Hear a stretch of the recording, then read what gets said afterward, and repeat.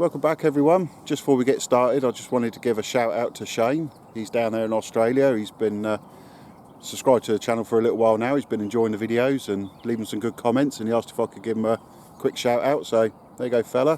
Hope you enjoy this one, and I hope everyone else enjoys it as well. So I've been out and about with the 223 and my new Pulsar C50.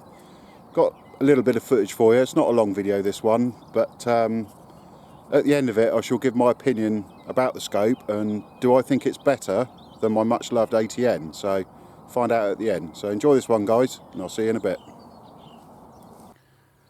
Right then guys, I'm over one of my favourite permissions, especially for foxing. I've had loads of foxes off of this ground, but I was talking to the farmer earlier and he said that they got 600 ewes and lambs over here. But what I can't understand is why they're not in this field that I'm in. This has always been the lambing field, like the lambing pen if you like. But for some reason he's put them in the two biggest fields, and I really don't get why. I'm sure he's got his reasons, but yeah, I was half expecting to see them all in here, but they're not. So, but what I've done is I've put the cooler out about 100 yards out there, and I'm just going to sit here on this lovely comfy lump of concrete and just bide my time here for a little bit, and then perhaps go for a wander as it gets dark. But this has always been a pretty productive field for me. I've always done well out of here, so fingers crossed it's going to happen again. So it's going to be a good test for the Pulsar C50. Looking forward to trying that out tonight. I've got my Solaris SRX laser on the top, so I'm expecting good results. But for now I'm just going to sit here and keep my eyes open. As it starts getting dark I'll whack the cooler on and hopefully bring in Charlie, so see what happens.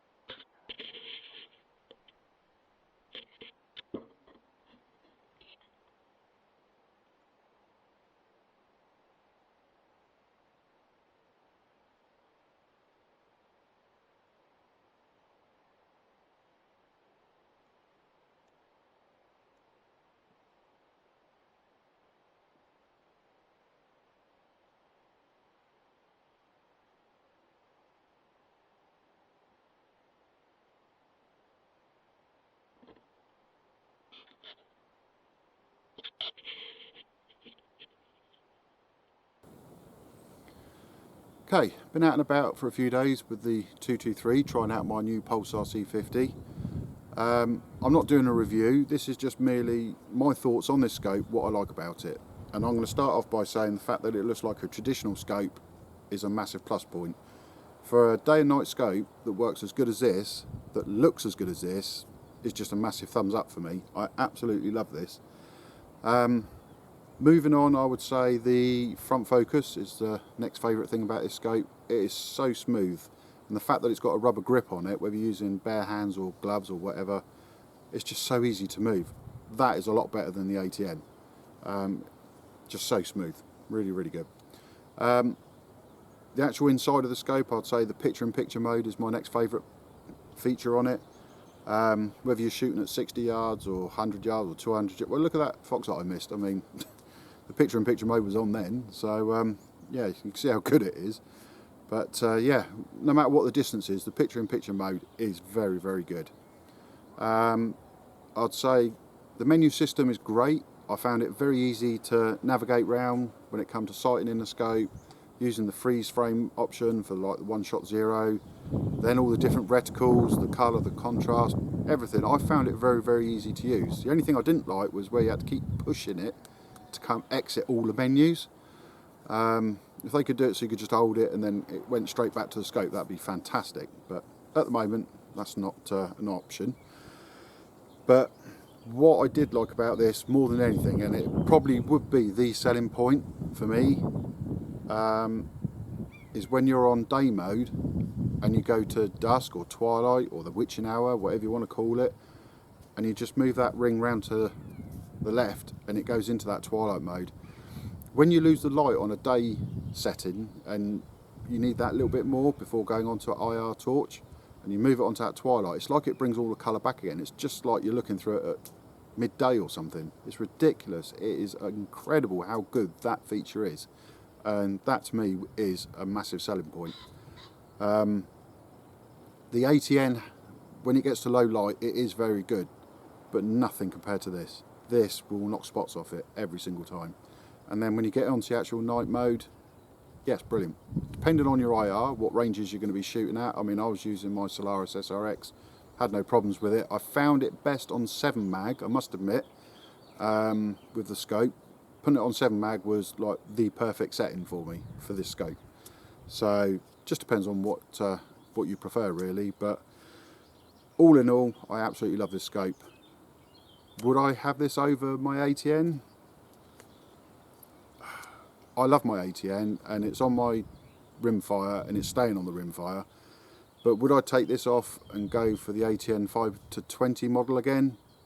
No, I don't think I would.